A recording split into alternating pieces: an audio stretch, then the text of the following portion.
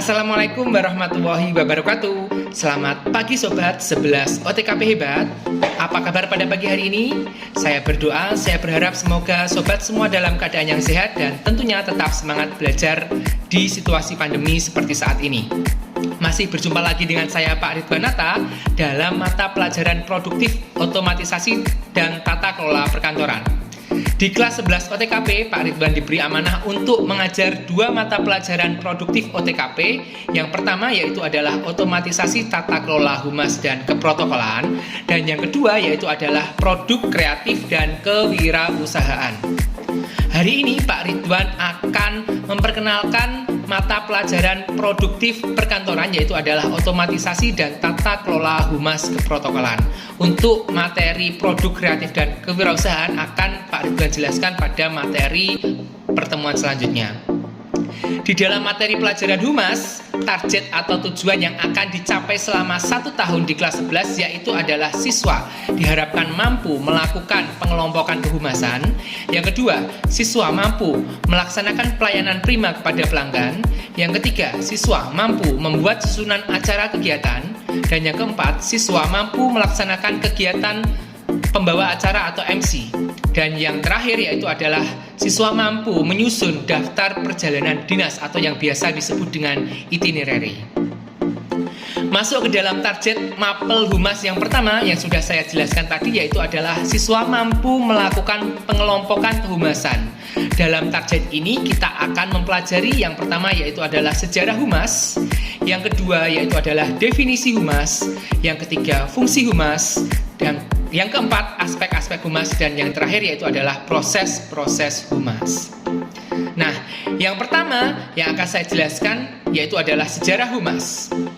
Dalam sejarahnya, istilah public relation adalah sebagai teknik menguat dengan adanya aktivitas yang dilakukan oleh pelopor yaitu yang bernama E.V. Ledbetterly. Yang tahun 1906 berhasil menanggulangi kelumpuhan industri batubara di Amerika Serikat dengan sukses. Atas upayanya ini, ia diangkat menjadi the father of public relation atau yang biasa disebut dengan bapak kehumasan. Karena melalui konsepnya ini, ia berhasil mengembangkan PR atau yang biasa disebut dengan humas. Lee adalah seorang wartawan dan putra seorang negarawan di Georgia, Amerika Serikat. Lalu selanjutnya yang kedua, definisi humas atau PR. Definisi umum humas adalah sebuah seni menciptakan pengertian agar perusahaan atau individu, nama dan produknya menjadi disukai dan dapat dipercaya oleh publiknya. Gimana sobat? Sudah paham ya mengenai apa itu humas? Lalu selanjutnya yang ketiga akan saya jelaskan tentang fungsi-fungsi humas. Menurut Edward L. Bernays, humas memiliki fungsi sebagai berikut. Yang pertama yaitu adalah memberikan penerangan kepada publik. Yang kedua, melakukan persuasi atau pembujukan kepada publik untuk mengubah sikap dan tingkah laku publik tersebut. Yang ketiga, upaya untuk menyatukan sikap dan perilaku suatu lembaga sesuai dengan sikap dan perbuatan masyarakat atau sebaliknya. Selanjutnya untuk aspek-aspek humas dan proses-proses kehumasan akan dijelaskan oleh teman saya yang bernama si Boni. Oke Boni, silahkan dijelaskan tentang aspek-aspek humas dan proses-proses kehumasan. Adik-adik, setelah mengetahui definisi dan fungsi humas, dapatlah kita ketahui bahwa dalam tugas humas terdapat aspek-aspek di dalamnya, antara lain aspek layanan, aspek komunikasi, aspek kesetiaan, aspek produktivitas, dan aspek etika moral. Aspek layanan yaitu untuk mengatur, mengotomatisasi, dan sinkronisasi proses bisnis atau kegiatan perusahaan, juga layanan pelanggan dan dukungan teknis dengan tujuan menarik pelanggan atau klien. Contohnya, pada perusahaan dibutuhkan layanan yang baik agar klien tertarik dan bertahan pada perusahaan tersebut. Aspek komunikasi yaitu perubahan dengan memasukkan aspek komunikasi atau hubungan dua arah atau two-way communication. Contohnya, sebelum para karyawan perusahaan melakukan unjuk rasa kenaikan gaji, humas harus melibatkan semua staf perusahaan yang bersangkutan untuk mencegah aksi umpan balik. Aspek kesetiaan mempengaruhi pelaku orang secara individu maupun kelompok saat saling berhubungan. Contoh, menjaga suatu rahasia perusahaan oleh pegawai dan karyawan demi kelancaran jalannya perusahaan. Aspek produktivitas. Secara umum, produktivitas mengandung pengertian perbandingan terbalik antara hasil yang dicapai dengan kebutuhan sumber daya. Contoh, merancang iklan yang menarik dan inovatif sehingga menarik klien untuk bergabung sehingga dapat meningkatkan produktivitas di perusahaan. Dan yang terakhir, aspek etika moral.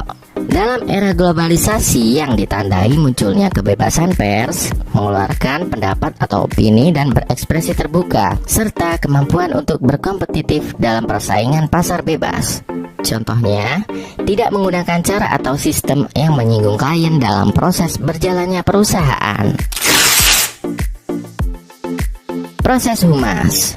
Terdapat 4 langkah atau tahapan yang menjadi landasan acuan untuk melaksanakan program kerja kehumasan. Yang pertama adalah fact finding, yaitu mendefinisikan permasalahan yang dilakukan melalui penelitian dengan menganalisa situasi berupa pemahaman opini, sikap, perilaku publik terhadap lembaga. Tahap ini memberikan landasan pada tahap-tahap berikutnya dalam proses penyelesaian masalah dengan mengatakan apa yang terjadi sekarang. Yang kedua, planning, yaitu membuat strategi perencanaan dan pengambilan keputusan untuk membuat program kerja berdasarkan kebijakan lembaga yang juga disesuaikan dengan kepentingan publik. Tahap ini melibatkan hal-hal yang ditemukan pada tahap pertama. Tahap kedua ini berusaha menjawab apa yang akan kita ubah atau lakukan dan katakan. Yang ketiga, communicating, yaitu mengkomunikasikan pelaksanaan program sehingga mampu mempengaruhi sikap publiknya yang mendorong mereka untuk mendukung pelaksanaan program tersebut. Jadi, tahap ini merupakan tahap pelaksanaan program. Pertanyaan dalam tahap ini adalah, siapa yang akan melakukan dan memberitahukan program ini serta kapan, di mana dan bagaimana? Dan yang terakhir adalah evaluating, yaitu tahap melakukan penilaian terhadap hasil-hasil pelaksanaan program dari perencanaan, pelaksanaan program, sampai keberhasilan atau kegagalan yang terjadi pada program tersebut. Terima kasih Boni, penjelasannya sangat luar biasa sekali membantu saya sehingga sobat semua bisa paham tentang apa itu humas dan ruang lingkup kehumasan. Nah, untuk penilaian pemahaman materi pada pagi hari ini, tolong identifikasi tugas-tugas seorang yang bekerja pada bidang humas, terutama di sekolah kalian saat ini. Kira-kira apa saja ya tugasnya seorang humas di sekolah kalian? Jawaban silahkan dikirim melalui komentar, boleh di postingan video Facebook atau IG OTKP Gridabu ini, atau juga boleh melalui kolom komentar di tayangan channel YouTube video saya ini. Sekian penjelasan dari saya. Apabila ada kesalahan, saya mohon maaf sebesar-besarnya. Ihdinas siratal mustaqim. Wassalamualaikum warahmatullahi wabarakatuh.